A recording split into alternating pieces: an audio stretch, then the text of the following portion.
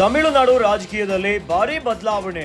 DMK ಸರ್ಕಾರದಲ್ಲಿ major surgery fix. Tamil Nadu ರಾಜಕೀಯದಲ್ಲಿ ಮಹತ್ತರ ಬದಲಾವಣೆ ಆಗಿದೆ. ಪುತ್ರನಿಗೆ ಪಟ್ಟ ಕಟ್ಟಲು ಸಿಎಂ ಸ್ಟಾಲಿನ್ ಬಿಗ್ ಪ್ಲಾನ್ ಮಾಡಿದ್ದಾರೆ. ಪುತ್ರ ಉದಯನಿಧಿಗೆ ಉಪಮುಖ್ಯಮಂತ್ರಿ ಪಟ್ಟ.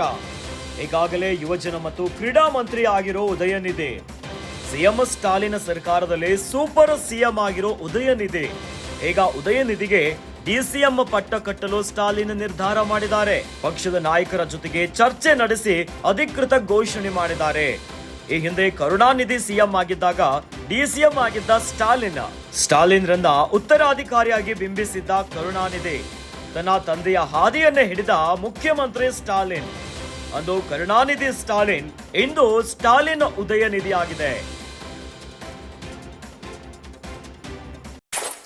ತಮಿಳುನಾಡು ರಾಜಕೀಯದಲ್ಲಿ ಮಹತ್ವದ ಒಂದು ಬದಲಾವಣೆ ಆಗಿಬಿಟ್ಟಿದೆ. ಡಿಎಂಕೆ ಸರ್ಕಾರದಲ್ಲಿ ಮೇಜರ್ ಸರ್ಜರಿ ಫಿಕ್ಸ್ ಆಗಿಬಿಡುತ್ತಾ.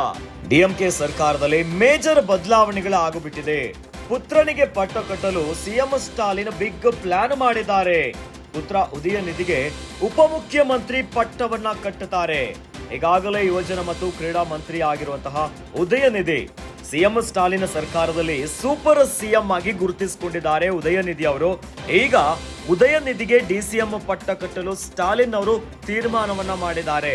ಪಕ್ಷದ ನಾಯಕರ ಜೊತೆ ಸುದೀರ್ಘವಾಗಿ ಚರ್ಚೆಯನ್ನ ನಡೆಸಿ ಅಧಿಕೃತ ಘೋಷಣೆ ಮಾಡಿದ್ದಾರೆ. ಇನ್ನು ಈ ಹಿಂದೆ ಕರುಣಾನಿಧಿ ಸಿಎಂ ಆಗಿದ್ದಾಗ ಡಿಸಿಎಂ ಆಗಿದ್ದ ಸ್ಟಾಲಿನ್ ರನ್ನ ಅವತ್ತೇ ಉತ್ತರಾಧಿಕಾರಿಯಾಗಿ ಬಿಂಬಿಸಿದ್ರು ಕರುಣಾನಿಧಿ ಅವರು ಸಿಎಂ ಆಗಿದ್ದಾಗ.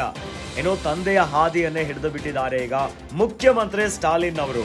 ಅಂದು ಕರುಣಾನಿಧಿ ಸ್ಟಾಲಿನ್ ಒಂದು ಜೋಡಿ ಆಗಿದ್ರೆ ಇಂದು ಸ್ಟಾಲಿನ್ ಉದಯನಿಧಿ ಆಗಿದೆ.